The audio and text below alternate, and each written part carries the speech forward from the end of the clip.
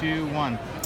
So I'm Adam Mast with Cinemast.net, and standing next to me, Christian Navarrete with Cinemast.net. the amazing Christian Navarrete. So what did we just get out of? We just saw the Predator panel. 20th Century Fox, Predator. They gave us some nice swag. Little gift bags. Little, what is it? Sanitizing lotion. Sanitizing lotion. Nice, Wasn't there some cologne or something in there? I don't think The moderator was like putting it on her ear and stuff. She just liked to smell like alcohol. Yeah, everyone in here stinks too because we've been sleeping outside for 24 hours. It's only day one. Yeah, day one, but it was fun. A bunch of the cast was there. We had Thomas Jane was there. Olivia Munn.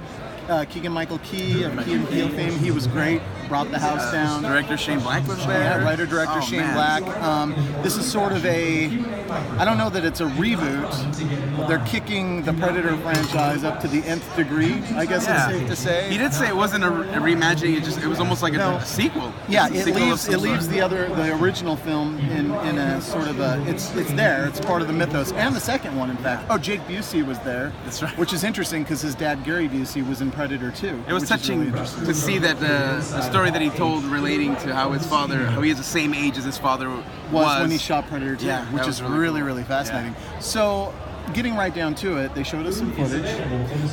One thing they showed us was an actual cast camaraderie scene where it's basically a team of grunts. They're like misfits. It's kind of like a Dirty Dozen motif. And their chemistry, the humor was there, the timing was there. Vintage Shane Black, the biting dialogue, and these guys were playing off each other beautifully. In particular, Thomas Jane, who has Tourette's, and he keeps flinching through the whole thing. Really, really funny stuff. But I couldn't help but lean over to Shaun and Christian during the footage and said, "This is the Predator. Where the hell is the Predator footage?" Right?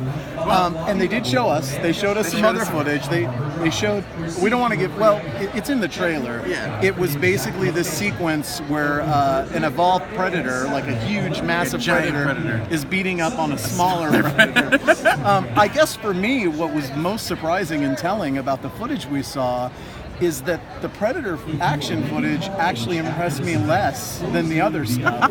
But leave it to Shane Black for that to happen, because Shane Black knows how to write dialogue and he knows how to get the actors doing their thing. Right. So I really enjoyed that. Well, and the stuff they showed, the interactions with all the actors, I honestly thought that was just something shot for Comic-Con. I agree. It felt like it was it didn't feel like it was part of the film. It felt like a gag reel. Yeah, it did. When they first started, I was like, wait, is this a scene from the movie? Like they were just messing around, and then I realized it is part of the movie. It's still okay though. I thought it was funny. It worked. Like I said, I liked it more than the Predator action stuff.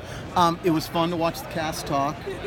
Shane Black was kind of quiet there. Maybe during the second half of the panel, he came alive, and he's just such a terrific writer. So that goes a long way for making me want to see the movie. It's just Shane Black's involvement alone. So I don't know. I'm going to be straight up honest here. When I heard about this movie, I was extremely excited, very excited, just because of Shane Black's involvement. Yeah, I remember. I don't know how I'm feeling about the footage that I've been seeing. I'm not totally sold on the sci-fi Predator action element of this movie, but I love the cast and I love Shane Black. What are your final thoughts about it? It's almost like It. It was great because the monster was great and the characters are great, but I think the biggest thing is the characters here are going to be great together.